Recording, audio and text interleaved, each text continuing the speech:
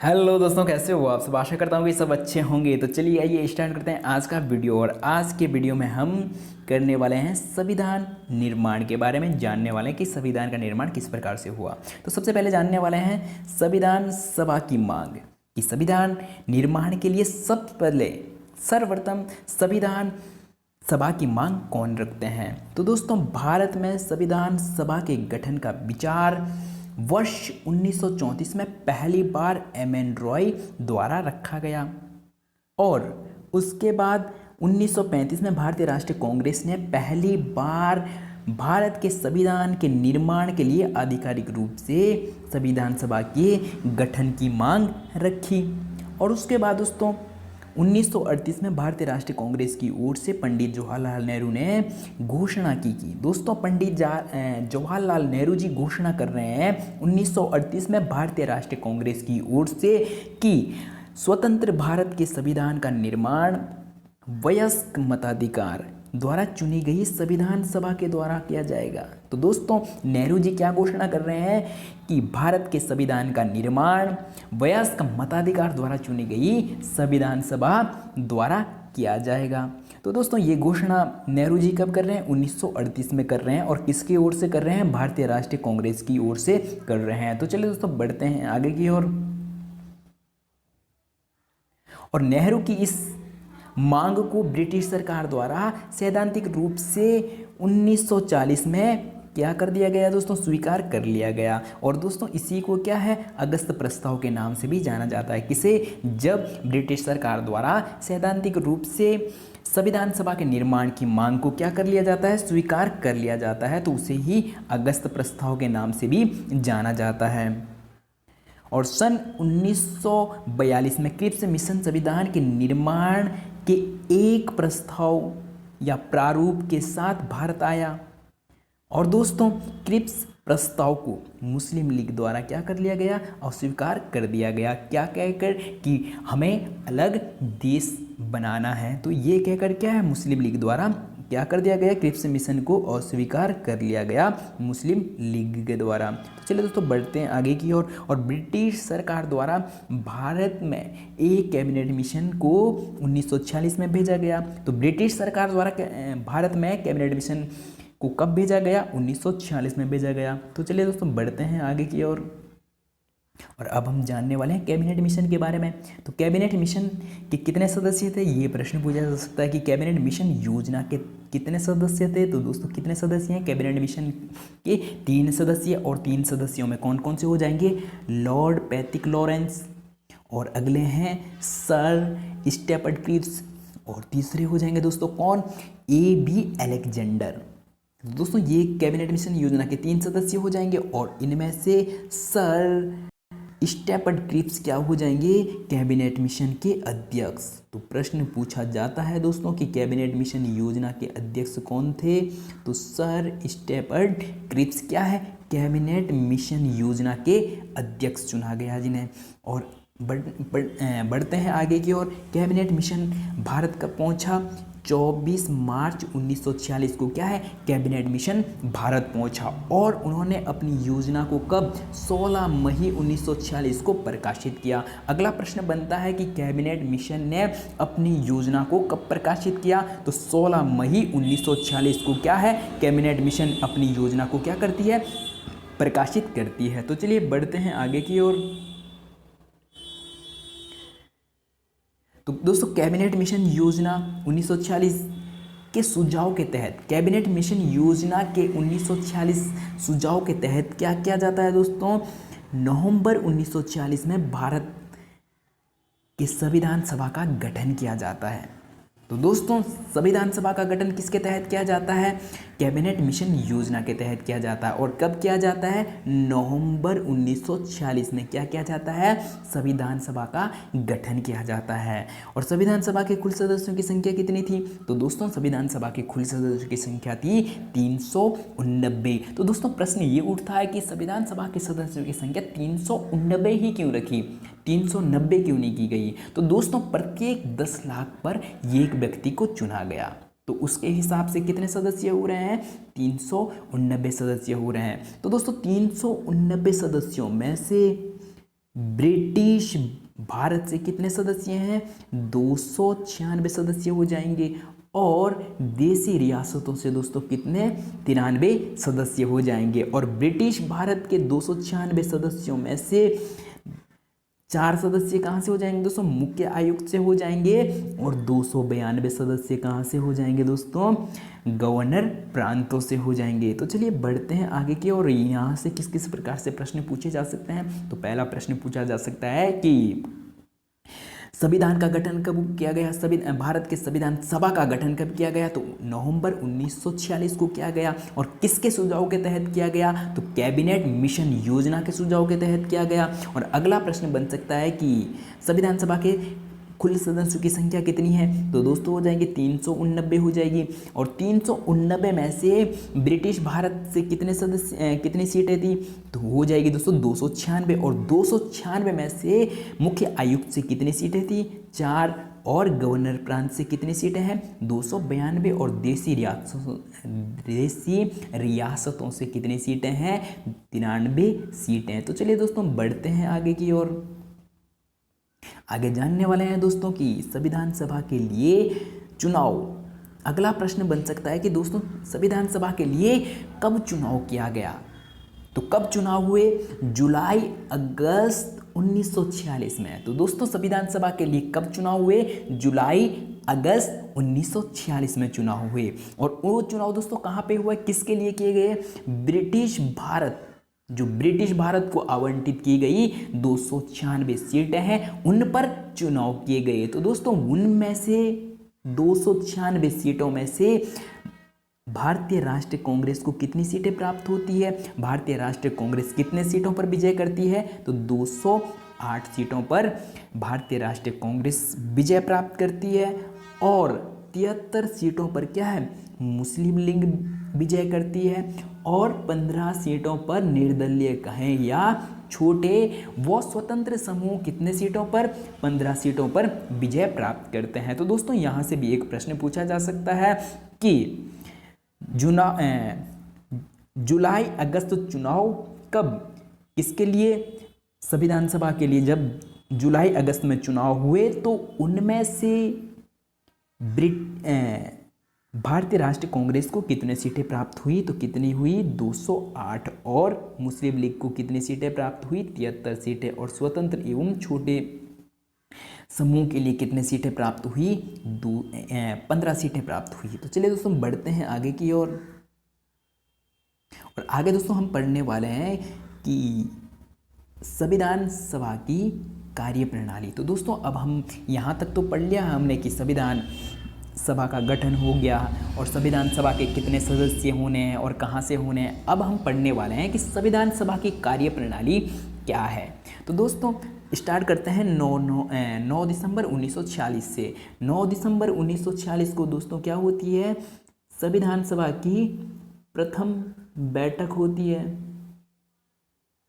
तो दोस्तों प्रश्न बनता है कि संविधान सभा की प्रथम बैठक कब हुई? 9 दिसंबर 1946 को क्या होती है? संविधान सभा की प्रथम बैठक होती है। और प्रथम बैठक में कितने सदस्य उपस्थित होते हैं? तो दोस्तों केवल 211 सदस्य ही उपस्थित होते हैं। तो दोस्तों ऐसा क्योंकि टोटल सदस्यों की संख्या कितनी है? 389 है। और उपस्थित सदस्य सिर्फ कितने होते हैं? 211। तो दोस्तों मुस्लिम लीग और देसी रियासतों की पे जो सीटें आवंटित की गई है वो क्या है? इसमें भाग नहीं लेते हैं प्रथम दिन की बैठक में।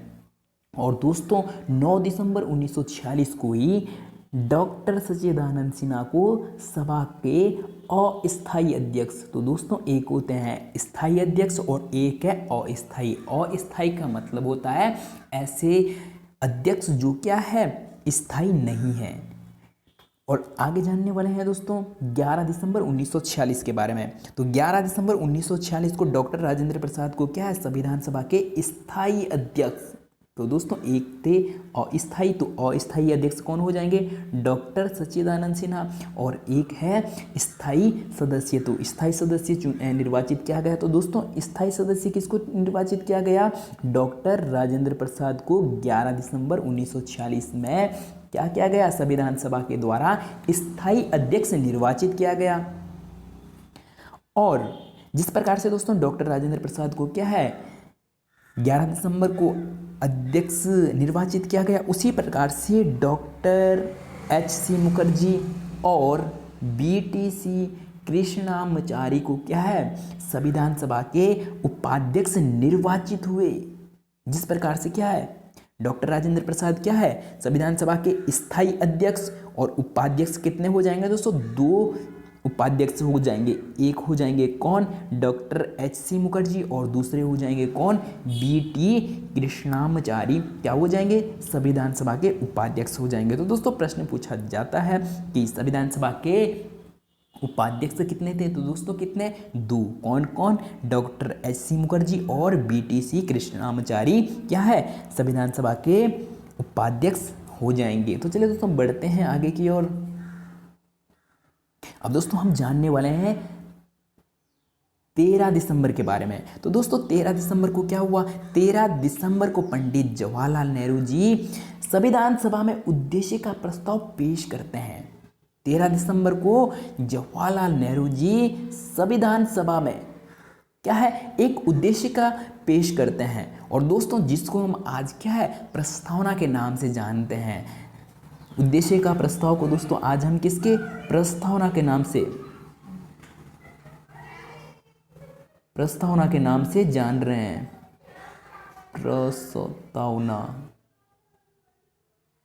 प्रस्तावना के नाम से जान रहे हैं। तो दोस्तों अगर आपने अभी तक प्रस्तावना के बारे में हमने एक वीडियो बनाई है, अगर आपने वो वीडियो नहीं देखी है तो उसमें हमने बहुत डिटेल में प्रस्तावना के बारे में समझाया है, तो वो वीडियो आप जाकर देख सकते हैं। तो दोस्तों 13 दिसंबर 1946 को क्या है पंडित जवाहरलाल नेहरू जी संविधान सभा में एक उद्देश्य का प्रस्ताव पेश करते हैं, और जिसे 22 जनवरी 1947 को सर्वसहमति द्वारा स्वीकार कर लिया जाता है। तो चलिए दोस्तों बढ़ते हैं आगे की ओर। 3 जून 1947 को माउंटबेटन योजना।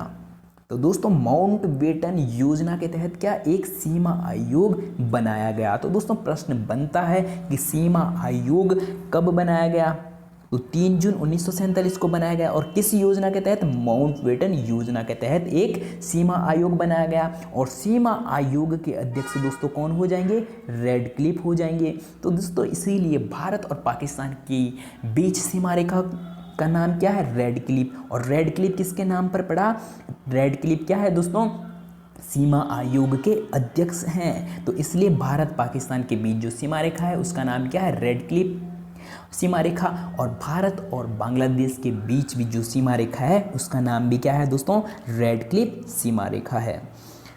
तो चलिए दोस्तों बढ़ते हैं आगे की ओर, और रेडक्लिफ भारत कब पहुंचते हैं 8 जुलाई 1947 को रेडक्लिफ क्या है भारत पहुंच जाते हैं, या भारत आ जाते हैं।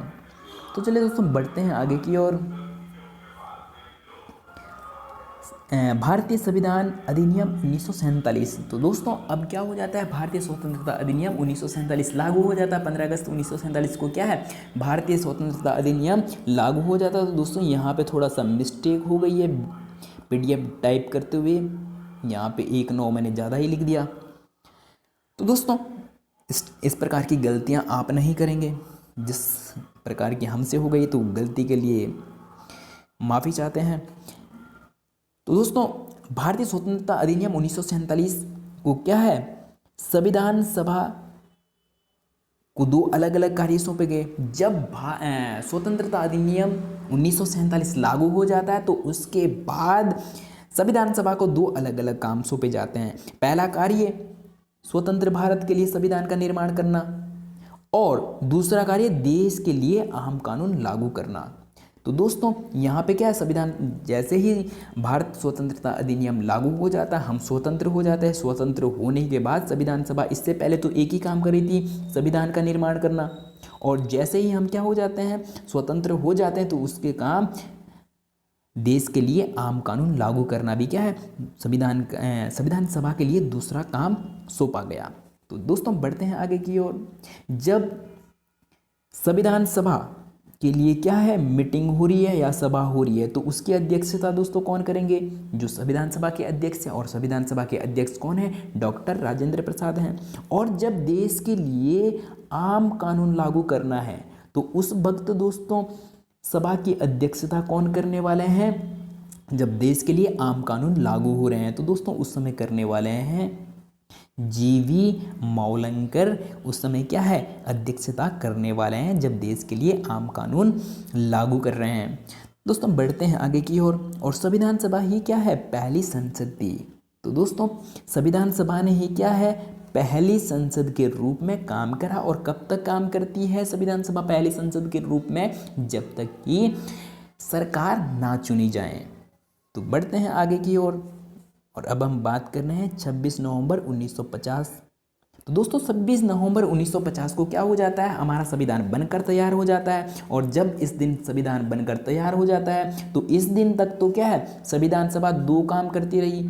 लेकिन इस दिन को क्या है, संविधान निर्माण वाला काम पूरा हो जाएगा। तो अब संविधान सभा कौन सा काम करेगी, सिर्फ और सिर्फ ये वाला काम कर रही है आगे। 26 नवंबर 1950 के बाद क्या कर रही है, देश के लिए आम चुनाव या आम कानून लागू कर रही है। और ये काम क्या हो जाता है, पूरा हो जाता है। तो चलिए दोस्तों बढ़ते हैं आगे की ओर। और दोस्तों 26 नवंबर 1949 को क्या है, हमारा संविधान बनकर तैयार हो गया। तो इसीलिए 26 नवंबर को क्या मनाया जाता है, संविधान दिवस मनाया जाता है। क्यों? क्योंकि इस दिन हमारा संविधान बनकर पूरा तैयार हो गया है। तो चलिए दोस्तों बढ़ते हैं आगे की ओर। और अब दोस्तों हम जानने वाले हैं कि विभाजन से पहले संविधान सभा के सदस्यों की संख्या और विभाजन के बाद संविधान सभा के सदस्यों की संख्या। तो दोस्तों विभाजन से पहले संविधान सभा के कुल सदस्यों की संख्या कितनी थी, 389 थी। और विभाजन के बाद कितनी बच जाती है दोस्तों, कितनी रह जाती है, 299। और 389 में से दोस्तों ब्रिटिश भारत से कितने सदस्य थे, 296 सदस्य ब्रिटिश भारत से।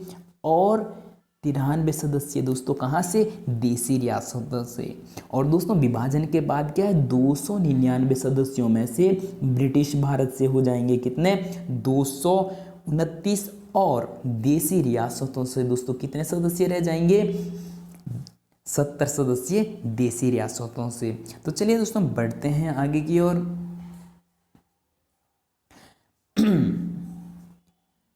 भारत के संविधान के निर्माण के अलावा संविधान सभा के कार्य। तो दोस्तों संविधान सभा ने क्या क्या कार्य किया, एक तो उन्होंने संविधान निर्माण का काम करा और एक देश के लिए आम कानून लागू किए। और उनके अलावा हम संविधान सभा के दूसरे कार्यों को भी जानने वाले हैं। दोस्तों 22 जुलाई 1947 को राष्ट्रीय ध्वज अपनाया गया, इसके द्वारा, संविधान सभा के द्वारा। 22 जुलाई 1947 को क्या है, राष्ट्रीय ध्वज अपनाया गया। तो प्रश्न बन सकता है कि राष्ट्रीय ध्वज को कब अपनाया गया, 22 जुलाई 1947। और अगला दोस्तों प्रश्न पूछा जा सकता है कि 24 जनवरी 1950 को क्या है, राष्ट्रगान को अपनाया गया। और 24 जनवरी 1950 को ही दोस्तों क्या है, राष्ट्रगीत को भी अपनाया गया। और 24 जनवरी 1950 को डॉक्टर राजेंद्र प्रसाद को पहले भारत के राष्ट्रपति चुना गया। तो दोस्तों ये क्या हो जाएंगे, संविधान सभा के महत्वपूर्ण कार्य हो जाएंगे, संविधान निर्माण और आम कानून लागू करने के अलावा। तो चलिए दोस्तों बढ़ते हैं आगे की ओर। अब दोस्तों हम जानने वाले हैं कि 2 साल 11 माह 18 दिन, ये क्या है दोस्तों, संविधान निर्माण के लिए क्या है, समय लगा। संविधान निर्माण के लिए दोस्तों कितना समय लगा, 2 वर्ष। संविधान निर्माण के लिए दोस्तों कितना समय लगा, 2 वर्ष 11 माह और 18 दिन। बढ़ते हैं आगे की ओर। संविधान निर्माताओं ने लगभग 60 देशों के संविधानों का अवलोकन किया। तो दोस्तों संविधान निर्माताओं ने संविधान निर्माण से पहले या संविधान निर्माण करने के लिए कितने देशों के संविधान का अवलोकन किया, लगभग 60 देशों के संविधान को पढ़ा। और उनमें से 60 देशों के संविधान को पढ़ने से जो बातें उनको दूसरे देशों के संविधान में अच्छी लगी, उनको वहाँ से क्या कर लिया गया, अपने संविधान में लिया गया। तो दोस्तों अगला प्रश्न बनता है कि प्रारूप समिति पर कितने दिनों तक विचार हुआ। तो दोस्तों कितने दिनों तक विचार हुआ, 14 दिन तक प्रारूप समिति पर या प्रारूप पर विचार हुआ। संविधान के प्रारूप पर कितने दिन? 114 दिन तक विचार हुआ। और अगला दोस्तों प्रश्न पूछा जाता है कि संविधान निर्माण में कुल कितना खर्चा आया? तो 64 लाख क्या है संविधान निर्माण में खर्चा आया। और आगे है दोस्तों 1951 और 52 में आम चुनाव हुए, और जब तक 1951 और 52 तक आम चुनाव नहीं हो जाते हैं तब तक क्या है दोस्तों, संविधान सभा अंतरिम संसद के रूप में कार्य करती रहती है। तो चलिए दोस्तों बढ़ते हैं आगे की ओर। और दोस्तों अब हम जानने वाले हैं संविधान सभा की समितियां। तो दोस्तों संविधान सभा में 8 बड़ी समितियां और 13 छोटी समितियां थी। उन 8 बड़ी समितियों में से कौन कौन सी समितियां थी? तो बड़ी 8 समितियां हम जान लेते हैं। तो पहली समिति कौन सी है दोस्तों? संघ शक्ति समिति, और जिसके अध्यक्ष कौन है? जवाहरलाल नेहरू। और अगली दोस्तों बड़ी समिति कौन सी है? संघीय संविधान समिति, जिसके अध्यक्ष कौन है? जवाहरलाल नेहरू ही है। और तीसरी बड़ी समिति कौन सी है दोस्तों? प्रांतीय संविधान समिति, और जिसके अध्यक्ष कौन है दोस्तों? सरदार वल्लभ भाई पटेल है। तो दोस्तों ये अति महत्वपूर्ण है। और अगला है दोस्तों प्रारूप समिति के अध्यक्ष। तो दोस्तों प्रारूप समिति के अध्यक्ष कौन हो जाएंगे? Doctor BR Ambedkar, doctor Bhimrao Ambedkar, और ये उससे भी ज़्यादा महत्वपूर्ण है। तो दोस्तों यहाँ पे बहुत से बच्चे क्या है कंफ्यूज रहते हैं कि संविधान सभा के अध्यक्ष और प्रारूप